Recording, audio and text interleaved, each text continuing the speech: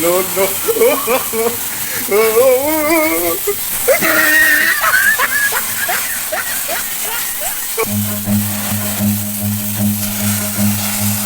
Run.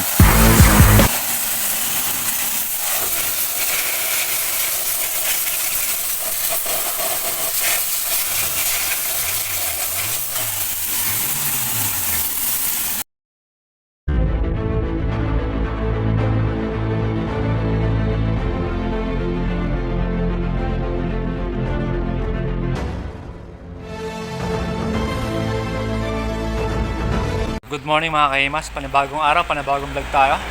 So, pasensya na kayo at matagal tayo walang upload. Meron tayong Toyota Altis 2016 model 1.6G. Yung wala po yung plate number at nire-repair po siya. And after nun, babapin ko naman. Okay. So, eto na mga kaimas yung kanyang makina. Okay, so ayan, harap at likod ay nire-repair ng pintor. Kaya siya meron dyaryo and naka-primer na siya para zinc painting na po. Yan ang kanyang makina mga kaimas. BTI. Yan. Toyota Altis. So ito ang kanyang computer box, ECU. Iwasan niyo na mabasa ng tubig. Siyempre kailangan yung plastikan hanggang ilalim. Iwasan niyo na mabasa ng tubig. So nakatanggal na yung mga kaimas yung kanyang positive at negative ng battery. Yan, bago ako magsagawa ng pag-engine wash. So yan, then mamaya gagamit tayo ng aluminum cleaner para sa aluminum hose. Meron po niya sa online, Lazada or Shopee. At kung gagamit kayo ng aluminum cleaner ay pinakamainam ay gamit kayo ng gloves, face shield, face mask dahil masama sa kalusugan, mahapdi sa kamay. Okay? At gagamit din tayo ng engine degreaser. Engine degreaser, meron po niya sa online. Siyempre gagamit din tayo ng apron para yung ating sinturon, susi or belt ay hindi tumama sa top coat color upang di magkaroon ng gasgas ang kanyang color top coat. Then kailangan nyo rin ingatan ng kanyang insulator. So hindi po yung binabasa ng pressure water dahil pwede po yung masira. Katulad dito nasa picture or nasa. So yan mga kaimas, pati ang hood panel ay pwede nyo applyan ng engine degreaser upang luminis. Ayan. Then ito mga kaimas, yung kanyang plastic cover ay pwede nyo rin po tanggalin para malinis at mablower ng maayos yung loob or yung mga sensor socket terminal. Then kailangan nyo linisin siyempre yung cover, harap at likod. Ayan mga kaimas, para malinisin nyo na maayos. Ayan. Iwasan po ninyo maputol ang kanya or mahugot ang kanya mga terminal socket sensor. Marumi mga kaimas, pwede kayong gamit ng kerosene or WD-40 para matanggal yung kanyang libag. So yun mga kaimas, bago tayo mag-umpisa, mga kailangan natin pressure water, blower, kung wala kayong blower, pwede naman air compressor, car wash shampoo or Joy, pwede naman po yan. Car shampoo, pwede po yan. Paintbrush or detailing brush. Wash mitt, foam, or microfiber towel, pansabon, pwede po yan. Siyempre, kerosene, engine degreaser, aluminum cleaner. Yan po ang ating mga gagamitin dito sa ating hasagawang engine wash tutorial. Toyota Altis 2016 model. Okay? Then kasama rin niya mga kahimas ang kanyang hood panel sa sasagawang engine wash. So ulitin ko, huwag kayo gagamit ng pressure water sa insulator dahil makakasira po yan. Ayan. So magkatakip tayo ng plastic sa kanyang computer box, syempre. So ayan mga kahimas, gumamit ako ng crudo, gasolina, panlinis sa mga namuong dumi or langis. So hindi po kasi siya kaya ng degreaser. So pwede rin naman mga kahimas, kerosene or WD-40, babaran nyo muna bago kayo mag-spray ng pressure water. So make sure mga kahimas na bago kayo magsagawa ng pag-spray ng pressure water ay takpan nyo ng plastic ang kanyang computer box. Then hugutin nyo yung terminal socket sensor ng positive at negative connection. Ayan.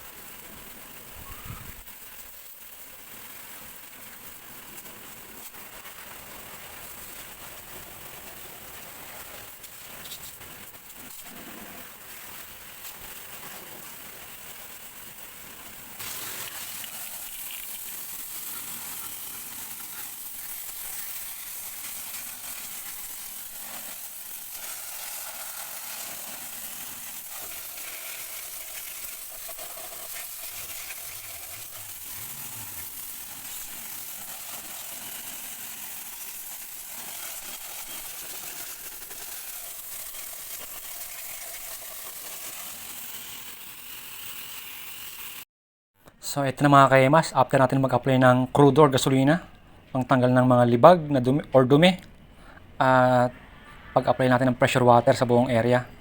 At ayan, may cover na plastic hanggang ilalim ang kanyang computer box ECU. At syempre yung kanyang hood panel, malinis na rin mga kaimas. Kasama po yan sa engine wash. Ayan, at tayo naman ay magkasagawa ng pagkasabon. So yan mga kaimas, gagamit tayo ng paintbrush at detailing brush. At gagamit din tayo ng wash mitt. So pwede rin naman microfiber towel, foam, pwede rin po yun, pansabon sa engine bay. Okay, kung wala kayong pump tank machine, pwede naman po yan. Sa timbalang, kahit gamit lang kayo ng Joy or kahit powder, pwede po yan, car shampoo. Ang mahalaga po ay makuskus ninyo ng maayos lahat ng area or lahat ng abot. At iwasan po ninyo na maputol or mahugot ang kanyang terminal socket sensor or maputol ang kanyang mga cable upang hindi magkaroon ng aberya ang inyong isasagawang engine wash or mag-DIY.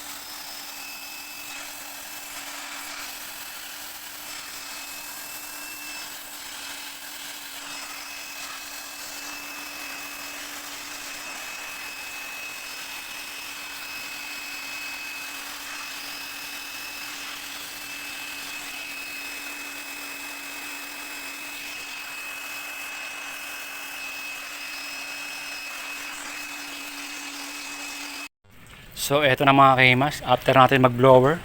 Okay? So bago nyo ikabit yung positive tsaka negative ng battery, negative tsaka positive ng battery, make sure na na-blower ninyo lahat ng mga terminal socket sensor. Ayan. Okay? Lahat na makikita nyo or yung buong makina, kailangan ma-blower ninyo na maayos bago nyo paandarin. Ayan, tanggal na yung kanyang mga libag-libag.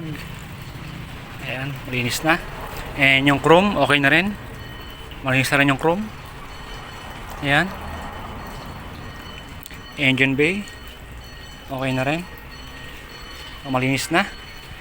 Ayan, tinanggal ko na yung plastic ng computer box. Okay, bago kayo magpaandar, kailangan syempre tanggalin nyo rin yung plastic ng computer box.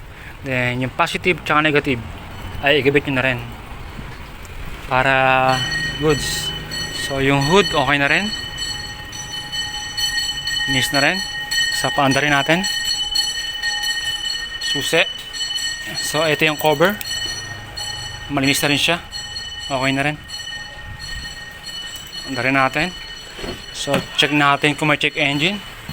So nung una kasi ay hindi ko na paandar, hindi ko na demo kung ano kakalabasan kasi nga tanggal tong dashboard. So yun mga kaimas, hindi ko alam kung mauna yung dashboard sa upload ko or mauna yung engine wash. Okay?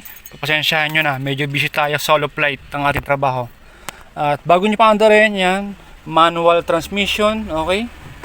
Make sure na naka-neutral. Yan, left and right lang. Yan. Okay? Or magtanong kayo sa mga marunong, lalo sa mga baguhang carros boy, wag kayo basta start, wala pa automatic yung sasakyan. Ayan, paandarin natin, check natin kung meron check engine. So first click muna, ayan, up, yeah, data ng copyright. Ayan, normal po yan, makikita nyo ng sign ng check engine. Ayan yung kulay orange na para siyang helicopter. Normal po yan habang di pa siya na-under, no?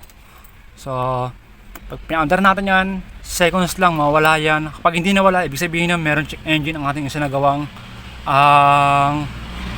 engine wash tutorial. So hindi ko rin alam kasi nga, di ba, bago natin engine wash ay tanggal ng dashboard, hindi natin napaandar. So check natin mga kahimas. Yeah. Brake. Ayaw. Yun. So wait lang.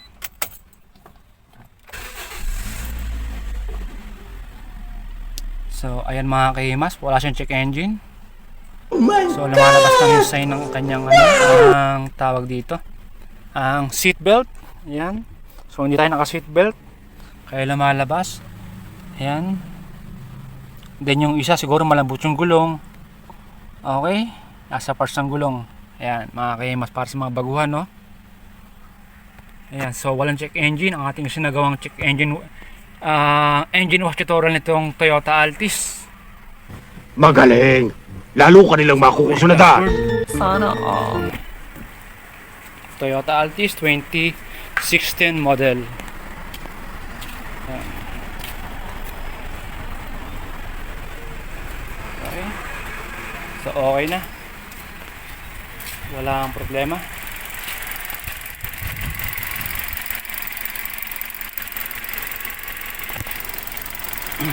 So ganoon lang mga kahimas. Then kung natatakot naman kayo, pwede naman kayo magtakip ng plastic or foil sa kanyang mga Huwag mong subukan. Masisira ang buhay mo. Sensor, lahat. Pero matagal ko na pong ginagawa to. Kahit na mapa, ayan, Montero, Fortuner, Suzuki Swift, Suzuki Jimny, Raptor, Everest, ginagawa ko po yan, Navara. Hindi po ako nagtatakip ng plastic sa kanyang mga terminal socket sensor. Okay? At salamat din sa aking mga kaibigan ng mga mekaniko. Sila rin nagturo sa akin nun.